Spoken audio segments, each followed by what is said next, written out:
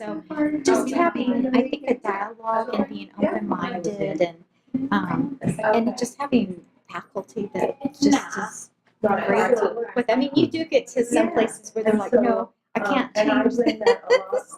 And so then we have to adapt and figure out how can we fit into this program, or how can we help the student to still succeed. So there's just a variety of things that we end up doing on a day-to-day basis, but it is teamwork. Hi, I'm Mandy Morgan, and I'm the deaf and hard of hearing teacher here at Shasta Elementary. And I work throughout Klamath County, as well as I also travel as an itinerant teacher to California to work in Modoc County. What's the title? You read it yesterday? Mm-hmm. No. Did we not finish? No. Where did we stop yesterday? It can be very challenging. Their American Sign Language, the syntax, the way that we put things together is different than the English syntax. So they might really understand something in ASL, and then to put it on paper, it will look much different. And as I was explaining to Jared, that we end up in sign language, we're not using the A and is, are, was, were.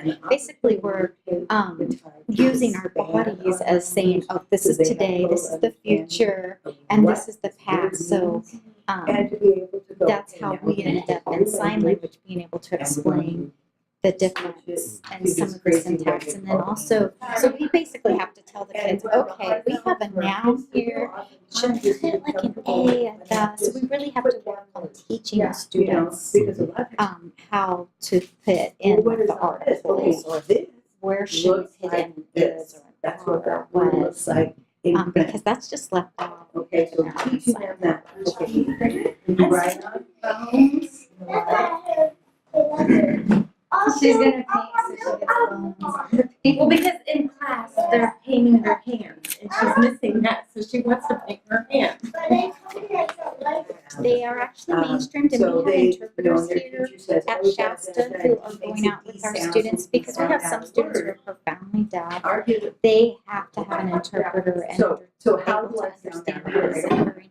Or if a child's hard of hearing, they also might need an interpreter just to pick up the receptive language, but expressively they may go ahead and voice for themselves, and that's perfectly fine. And then at other schools, there's students that are in the mainstream, they do not have an interpreter with them, and that's why as an itinerant teacher, you go to show up and make sure that you can consultate with their teachers and say, oh, we need to make these modifications for this student in order to be successful in your classroom and so forth. Sure. Wait, let me get my picture. We've got great interpreters who really put the extra foot forward to help our students.